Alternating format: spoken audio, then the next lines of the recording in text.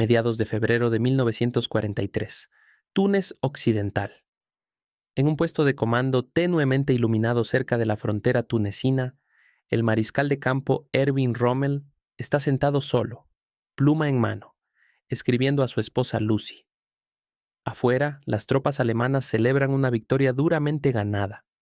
Las unidades estadounidenses acaban de colapsar en el paso de Kasserine. Rommel no está celebrando, está analizando lo que acaba de presenciar, lo que le sorprendió. No porque los estadounidenses sean valientes, sino porque no estaban preparados. En su carta, Rommel es brutalmente honesto. Los soldados estadounidenses lucharon cuando estaban acorralados, pero su liderazgo les falló completamente.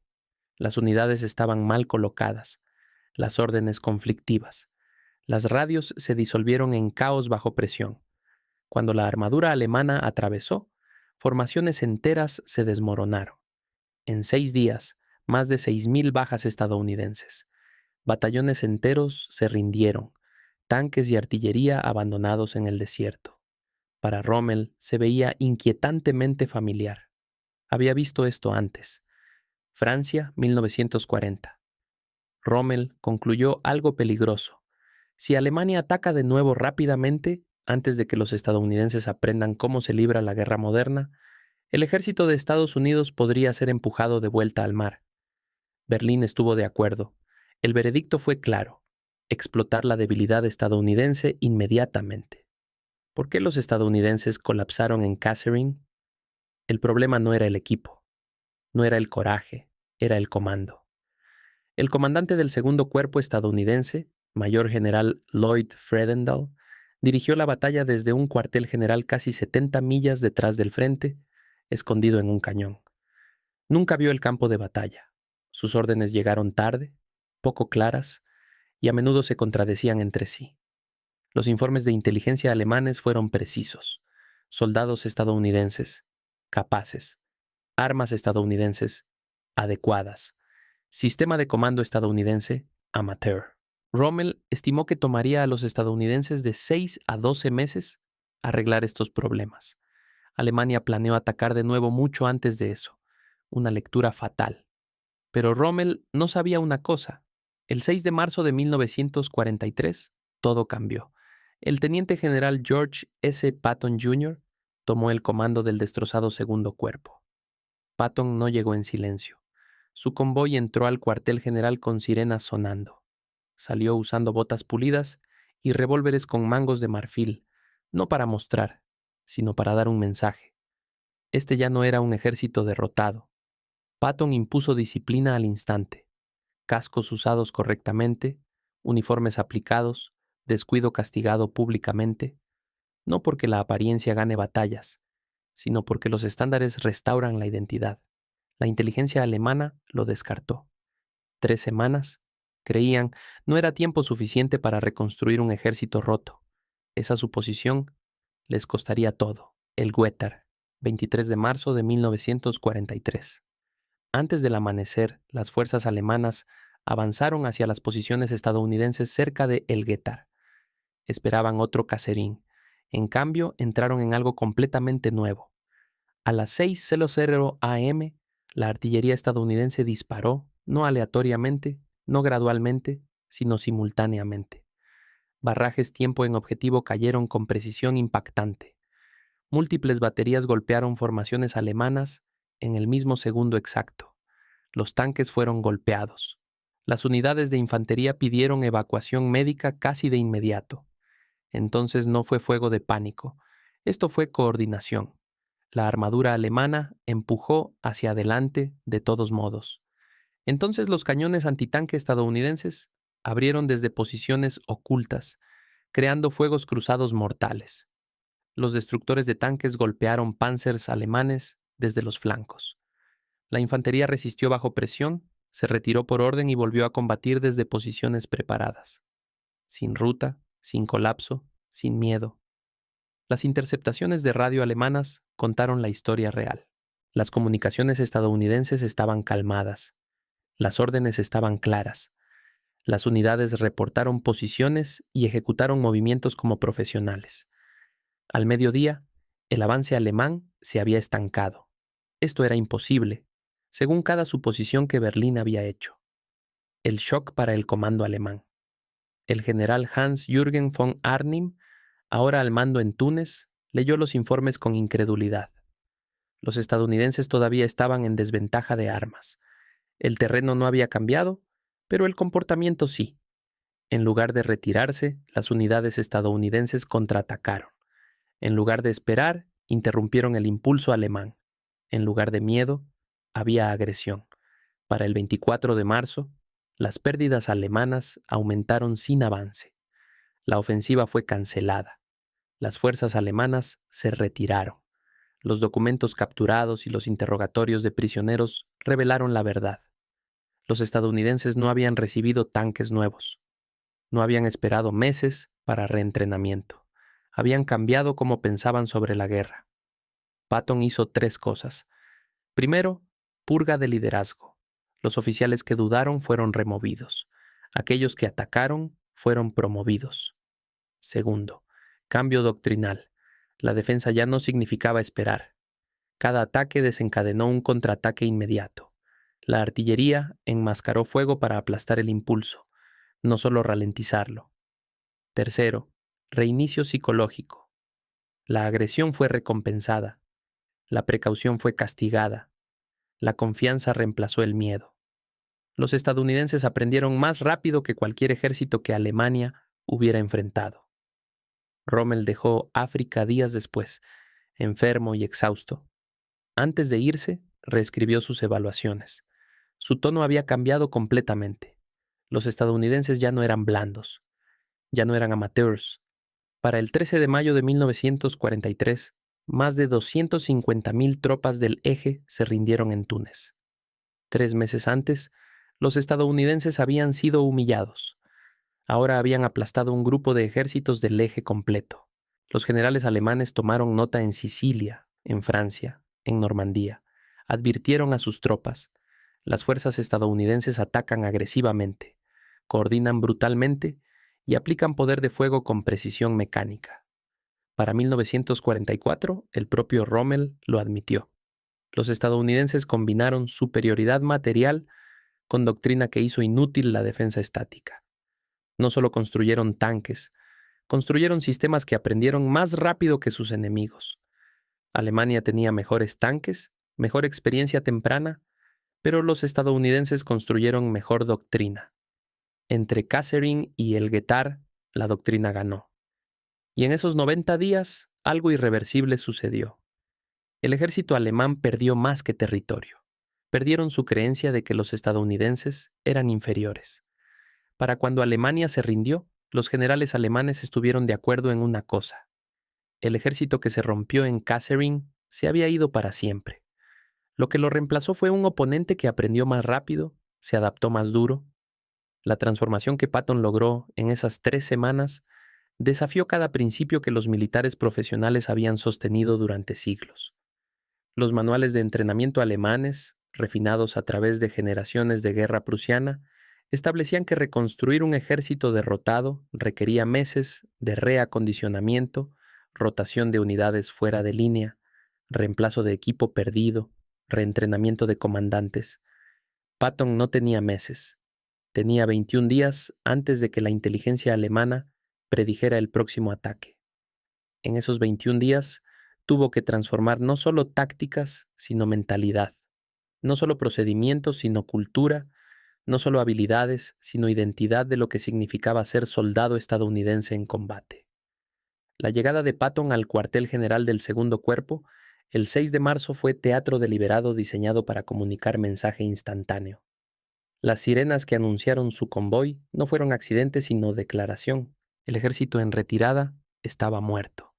Lo que llegó era agresión pura, encarnada en hombre, con revólveres de marfil y expresión que no toleraba excusas.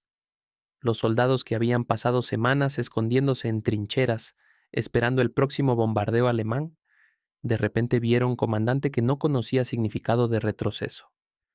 Las primeras órdenes de Patton sorprendieron a oficiales que esperaban reorganización táctica o ajustes logísticos. En cambio, Patton exigió cascos. Cada soldado debía usar casco en todo momento. Corbatas debían estar anudadas. Botas debían estar pulidas. Uniforms debían estar completos. Los oficiales protestaron. Estamos en zona de combate, no en desfile. Patton respondió con furia que se convirtió en legendaria. Un soldado que no puede usar casco correctamente no puede seguir órdenes bajo fuego. Un oficial que tolera uniforme descuidado tolerará tácticas descuidadas. La disciplina no es apariencia, es supervivencia. Detrás de esto estaba psicología que los alemanes nunca anticiparon. Soldados derrotados internalizan derrota a través de 1000 pequeños compromisos. Cascos flojos, porque da igual. Uniformes descuidados, porque ¿quién se preocupa? Órdenes ignoradas, porque de todos modos vamos a perder. Patton entendió que reconstruir ejércitos significaba romper este ciclo de 1000 maneras pequeñas antes de poder cambiar una manera grande. Entonces forzó estándares sobre soldados que habían abandonado estándares. Y en proceso, les dio algo que habían perdido en Kasserine: orgullo. El componente más radical de transformación de Patton fue su enfoque en liderazgo.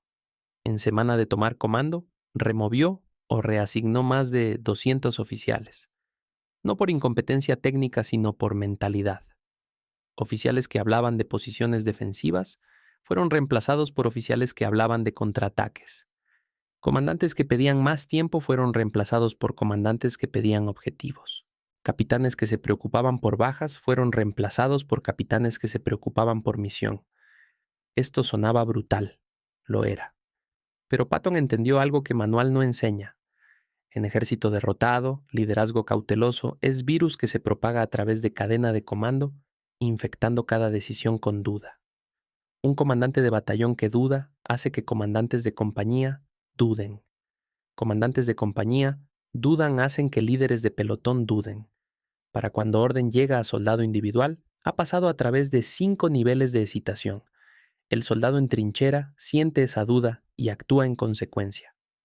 Patton cortó virus en fuente. Removió duda removiendo dudadores. Los oficiales promovidos en su lugar no eran necesariamente más inteligentes o más experimentados. Eran agresivos. Veían problemas como oportunidades. Veían resistencia enemiga como invitación para atacar más duro, no razón para retroceder. Esta mentalidad se filtró hacia abajo, a través de rangos, con velocidad que sorprendió observadores. Soldados que habían estado aterrorizados semana antes, de repente estaban compitiendo para liderar patrullas. Unidades que habían sido pasivas estaban buscando contacto enemigo. El cambio doctrinal que Patton implementó fue igualmente radical. Doctrina estadounidense en Kasserine había enfatizado defensa, cavar trincheras, sostener terreno, esperar refuerzos. Esta era mentalidad de Primera Guerra Mundial aplicada a guerra mecanizada. Resultados fueron predecibles. Los alemanes atacaron con armadura concentrada. Los estadounidenses defendieron con infantería dispersa. La armadura penetró. La infantería colapsó. Patton invirtió ecuación entera. Bajo su doctrina, defensa no significaba sostener terreno. Significaba destruir enemigo atacante. Cada posición defensiva estadounidense ahora incluía plan de contraataque. Artillería no dispararía barrajes protectores. Dispararía barrajes destructivos diseñados para aniquilar formaciones atacantes. Infantería no se retiraría cuando presionada. Se replantearía en flancos y atacaría puntos débiles enemigos. Tanques no permanecerían en reserva. Se moverían agresivamente para explotar cada pausa en asalto enemigo. Esta no era defensa. Era ofensiva desencadenada por ataque enemigo. El aspecto psicológico de transformación de Patton es más difícil documentar, pero quizás más importante. Soldados derrotados internalizan narrativa de inferioridad. Los alemanes son mejores. Su equipo es superior. Sus tácticas son probadas. Nosotros somos novatos. No tenemos oportunidad. Esta narrativa se convierte en profecía autocumplida. Soldados que creen que perderán actúan como perdedores. Dudan, se congelan, se rinden. Patton destruyó esta narrativa con fuerza bruta verbal. En cada reunión con tropas gritaba mismo mensaje. No son inferiores. No son víctimas. Son soldados del ejército de Estados Unidos y matarán todo lo que se cruce en su camino. Los alemanes sangran.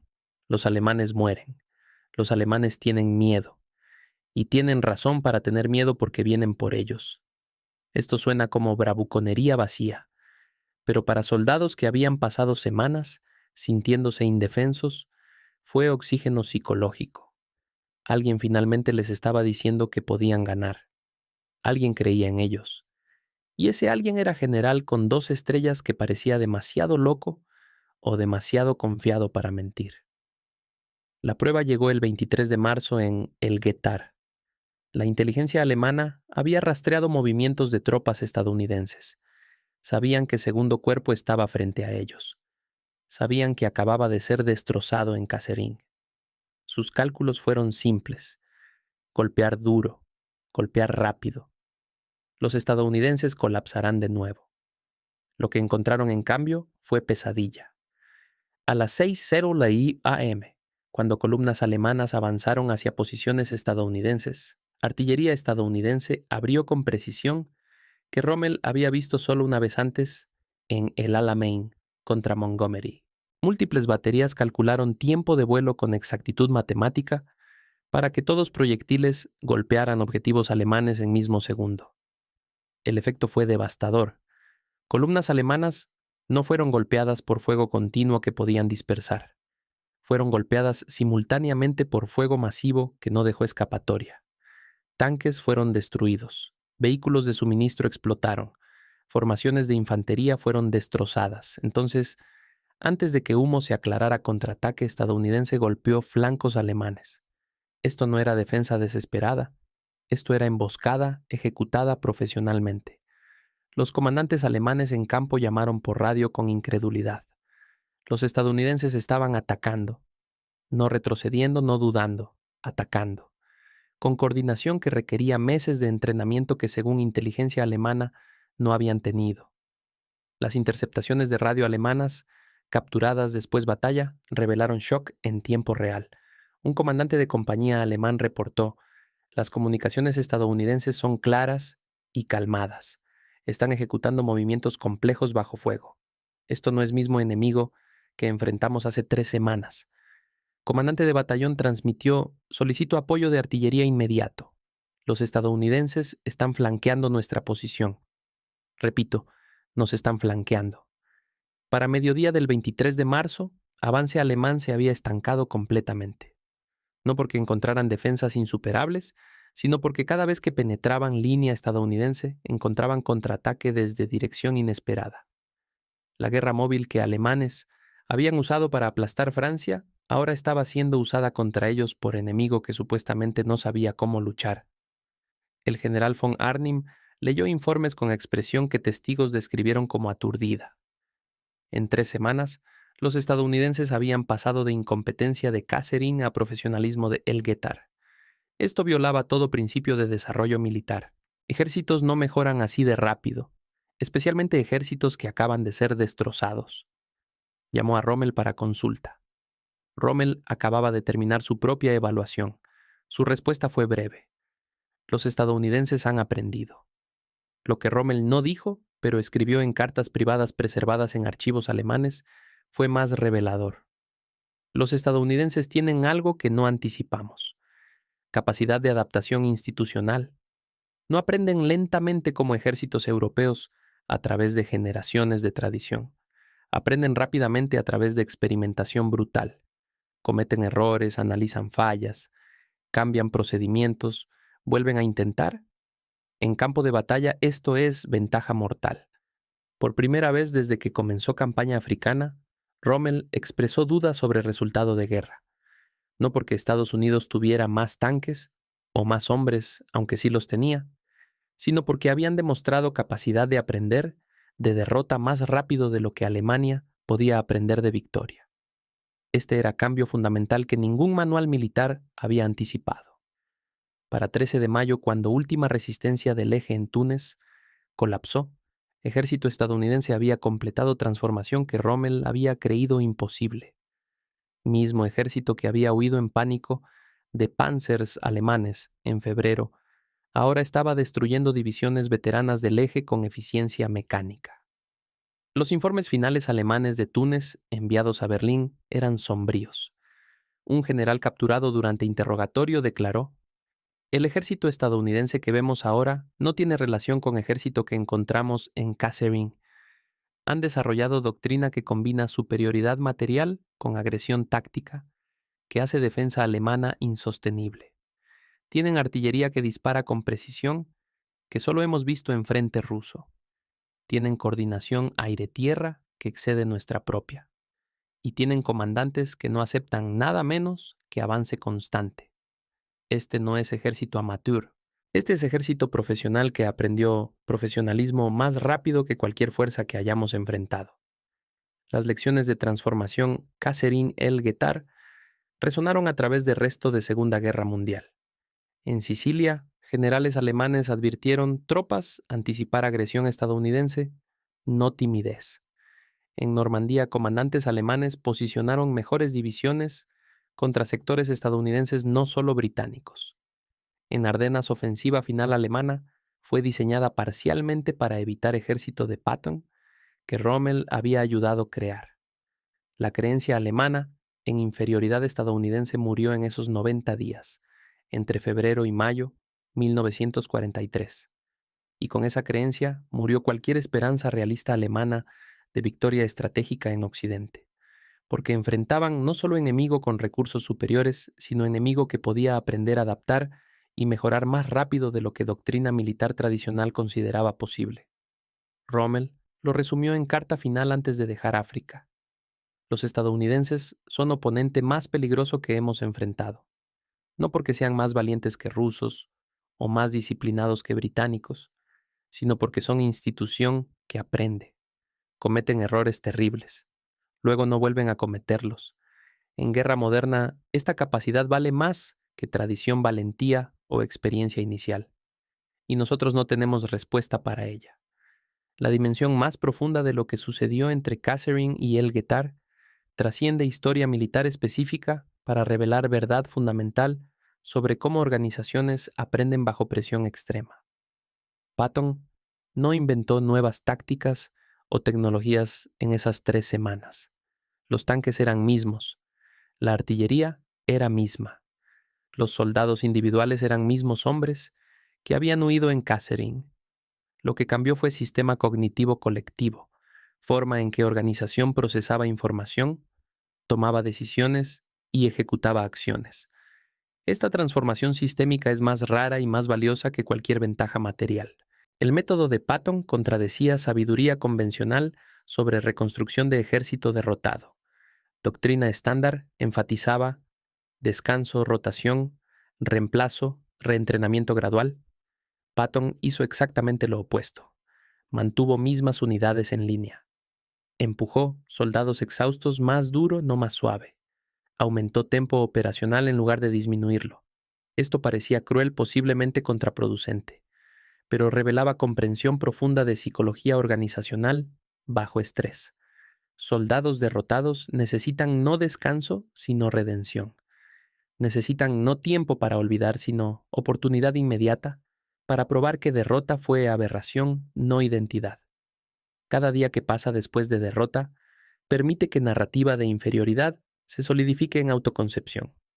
Patton no dio a sus soldados tiempo para convertirse en ejército derrotado.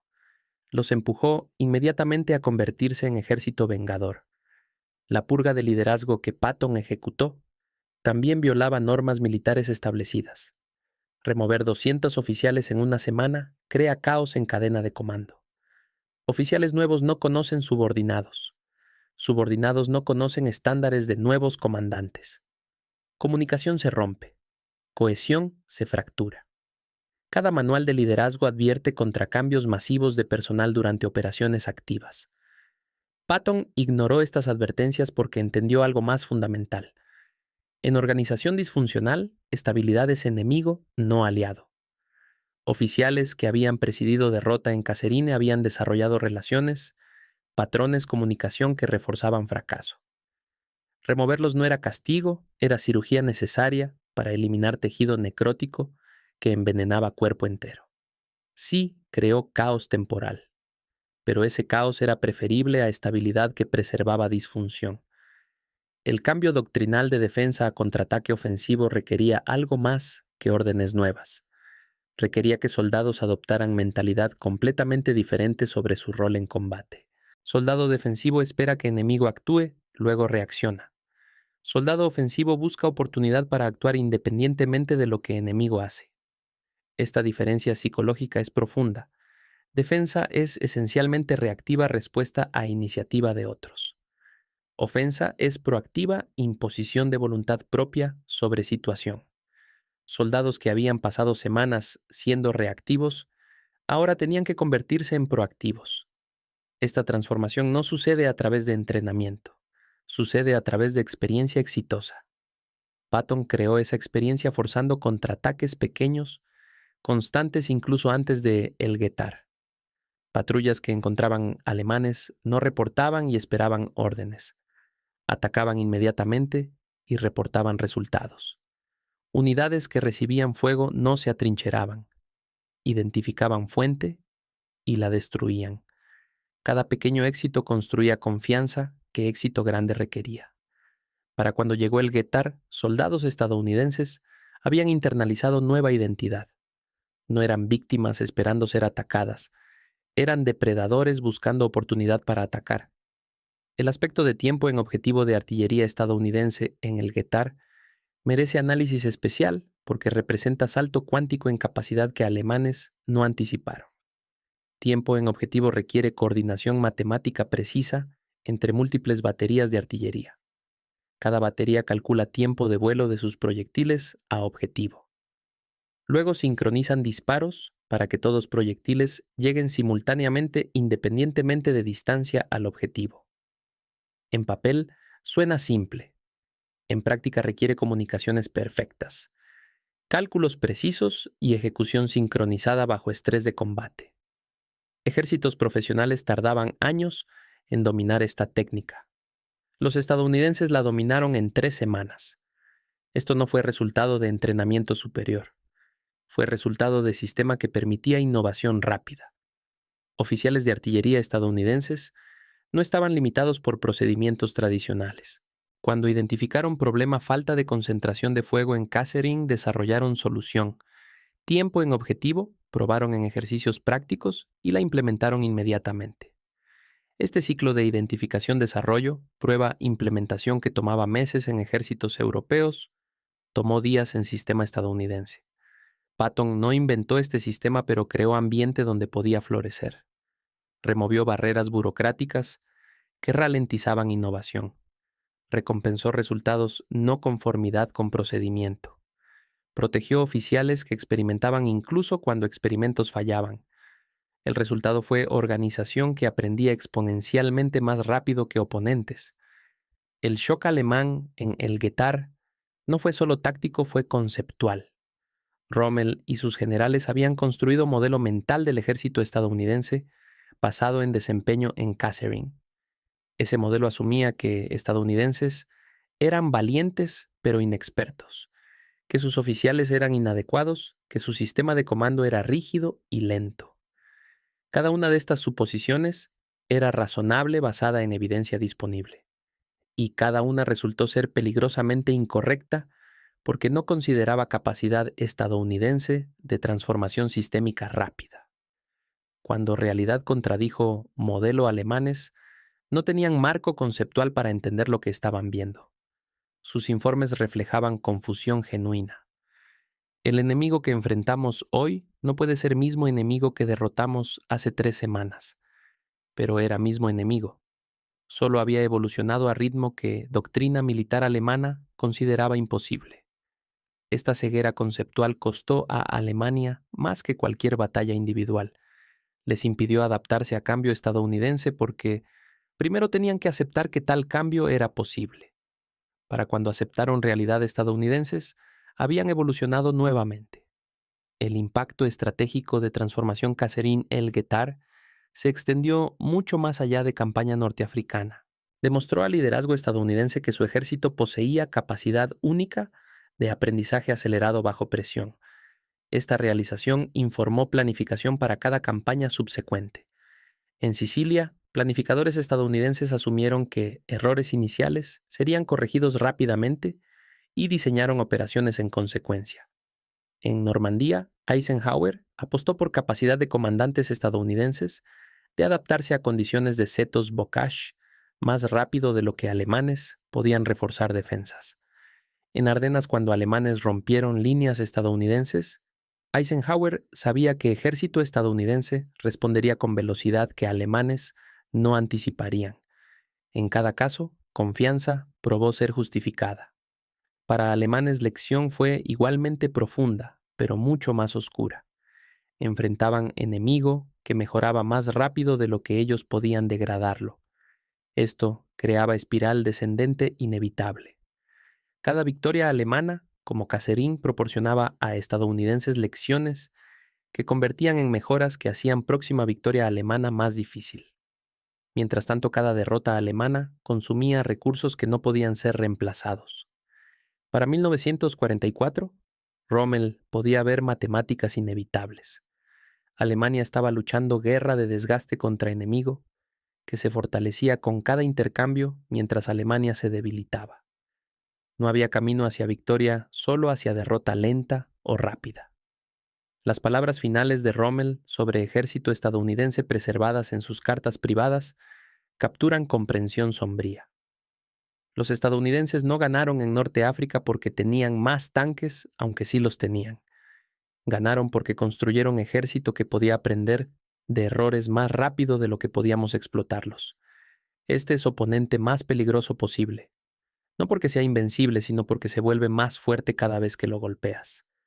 Nosotros nos volvemos más débiles cada vez que nos golpean. Esta matemática solo tiene un resultado.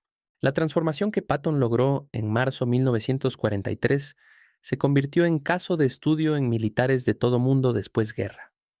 Academias militares en Estados Unidos, Gran Bretaña, Unión Soviética y eventualmente Alemania Occidental estudiaron cómo ejército derrotado se reconstruyó en semanas, no meses. Las lecciones trascendieron táctica para abordar cuestiones fundamentales sobre aprendizaje organizacional bajo presión extrema. Primera lección fue importancia del liderazgo que rechaza excusas. Fredendall había presidido Kasserine culpando equipo inadecuado, tropas inexpertas, apoyo insuficiente. Todas estas excusas tenían elementos de verdad, pero enfocarse en ellas creaba cultura de victimización, donde fracaso era inevitable. Patton rechazó todas excusas. No tenían mejores tanques. Matarían alemanes con tanques que tenían. No tenían más tiempo. Ganarían con tiempo que tenían. No había refuerzos. Ganarían con hombres que tenían. Este rechazo de excusas forzó organización a enfocarse en lo que podía controlar, no lo que no podía. Segunda lección fue velocidad de cambio de personal. Organizaciones típicamente valoran estabilidad en liderazgo. Patton demostró que en organización disfuncional, estabilidad preserva disfunción. Cambio rápido y masivo, aunque disruptivo, crea oportunidad para nueva cultura de emerger antes que antigua pueda reconsolidarse. Tercera lección fue poder de estándares visibles.